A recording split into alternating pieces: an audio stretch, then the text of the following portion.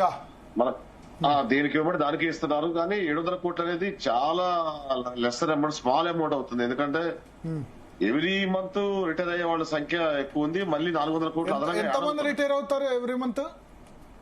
600 above అవుతున్నారు. 600 అంటే సంవత్సరంలో 7,000 దాదాపు 7,000 దాకా రిటైర్ అవుతారు. 8,000 వరకు యావరేజ్ ఉంది ఇయర్లీ. 8 to 9,000 అంటే మేము 600 అనుకుంటున్నాము. 350 to 400 crores every year every month accumulate అవుతుంది. వాళ్ళు 700 crores ఇచ్చిన. కాకపోతే మాకు ఈ పెన్షనర్స్ మాకు చాలా ఇబ్బందిగా ఉంది. ఎందుకంటే వాళ్ళు రిటైర్ అయిపోయి పిల్లల మ్యారేజ్ కావచ్చు, హెల్త్ ప్రాబ్లం కావచ్చు, కిస్తీలు కట్టాల్సింది, ఈఎంఐలు కట్టాల్సింది, చాలా ఇబ్బందులు ఉన్నాయి. అది కొన్ని మేము చెప్తున్నాం కానీ బయటికి మేము అనటం లేదు. మా పెన్షన్ సంఘాల వాళ్ళు డైరెక్ట్ గా మాట్లాడగలుగుతారు. మేమైతే గవర్నమెంట్ దగ్గర ప్రస్తావన చేస్తున్నాం. ప్రస్తావన కూడా కాదు, ఒక రకంగా మేము ఒత్తిడి అంటే మా బాగానే ఒత్తిడి చేస్తున్నాం. ఇబ్బంది అవుతుంది, మా కంట్రోల్లో కూడా తప్పుతుంది. మా కంట్రోల్ దగ్గర మీరు కూడా ఏం చేయలేరు. గత ప్రభుత్వం చేసిన తప్పే మీరు చేస్తున్నారు. ముందు పెన్షన్ సంబంధించిన బాకీలు మొత్తం క్లియర్ చేయాలి. ఇప్పుడు ఏదైతే మీరు మెన్షన్ చేశారో ఇది గ్రాట్యుటీ కావచ్చు, కమిటేషన్ ఇప్పుడు కట్ కాకపోయినా కమిటేషన్ కూడా అమ్ముకున్న దేనికి పైసలు అవసరం ఉంది కదా. ఎవరు కూడా అమ్ముకోరు. రిటైర్ అయిపోయాక ఇంటికాడ కూర్చున్నాడు పెన్షన్ ఎక్కువ రావాలని కోరుకుంటారు కానీ అమ్ముకోరు. కానీ అది అవసరం ఉంటే అమ్ముకుంటారు. కాబట్టి గ్రాట్యుటీ కావచ్చు, సరెండర్ లీవ్స్ ఉన్నాయి వాళ్ళ దాని, అదే విధంగా వాళ్ళకి రావాల్సిన జీపీఎఫ్ ఉంది, టీజీజీఎల్ అయి ఉన్నాయి. ఒకటి కాదు, పెన్షన్ కావాల్సింది ఇమీడియట్ గా మీరు అన్నట్టుగా ఒకటి దాచుకున్నది ఒకటి ఉట్టుకొచ్చింది కాదు.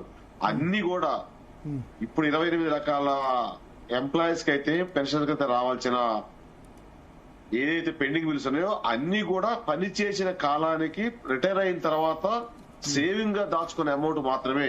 ఏ ఒక్కటి కూడా ప్రభుత్వం ఉదాసీనతగానో ఏదో బోనస్ ఇచ్చేది కాదు. మాకు రావాల్సిన పని చేసిన కాలానికి కూలీ జీతం అది మేము అడుగుతున్నాం. కొంత గవర్నమెంట్ రిక్వెస్ట్ చేసిన ప్రకారం మేము కొంత వెసులుబాటుగా కొంత అంత గట్టిగా కార్యాచరణ ఇచ్చి కూడా మళ్ళీ పీపుల్ మాట్లాడి కొంత ఇచ్చి కూడా ఆగాం. ఈ ఒత్తిడి అయితే బాగా ఉంది. ఫర్దర్ గా అసెంబ్లీ సెషన్స్ అయిన తర్వాత ఇలా ముఖ్యమంత్రి గారు చెప్పారు ఏది డిఏ ఒకటి, తర్వాత అదేవిధంగా పిఆర్సీది, పెండింగ్ బిల్స్ ది, హెల్త్ కార్డ్స్ ది, కొన్ని మేజర్ సమస్యలు అంటే పాలసీ మ్యాటర్ గా అందరికీ వరకు వచ్చేది. ఏ ఒక్క హెల్త్ కార్డు ఒక డిఏ ఇస్తామన్నారు. హెల్త్ కార్డ్స్ ఆల్రెడీ మీటింగ్ పెట్టాము. నిన్న 30వ తారీఖు అందరూ అందుబాటులో లేదని చెప్పి పోస్ట్ పోన్ చేశారు.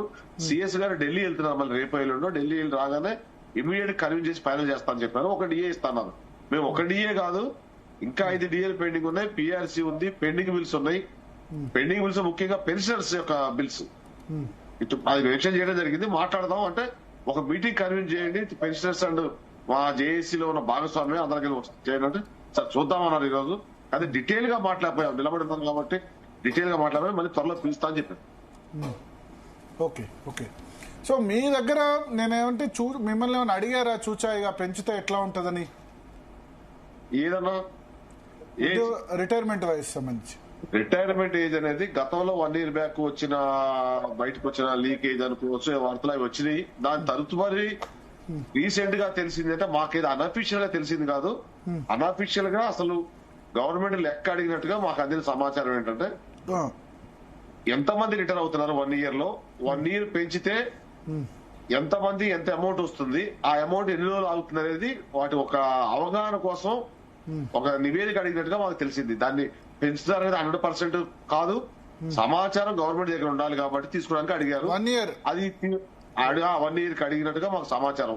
ఫైనాన్స్ వాళ్ళని ఎంతమంది రిటైర్ అవుతున్నారు, రిటైర్ బెనిఫిట్స్ ఎంత ఇవ్వాలి, 1 year పెంచడం వల్ల మనకి ఎంత ఫైనాన్షియల్ కుషన్ ఏర్పడుతుంది, తదుపరి మళ్ళీ ఎంత బర్డెన్ అవుతుంది, ఇది ఒకసారి అడిగారు. దీనికి మేము ఉద్యోగం చేసే మమ్మల్ని ఎవరిని అడగలేదు. మేము దాన్ని ఇన్సిస్ట్ కూడా చేయట్లేదు పెంచమని. కానీ రిటైర్ అయిన వాళ్ళకి ఇమ్మీడియట్ గా ఇవ్వాలి. ఇవ్వలేని పక్షంలో మీరు ఆలోచించండి ఇవన్నీ. అంతేగాని అమౌంట్ ఇమ్మీడియట్ గా రిటైర్ అయిన వాళ్ళకి ఇవ్వాలనేదే మా యొక్క demand. Okay okay okay okay. Bhujanga Rao గారు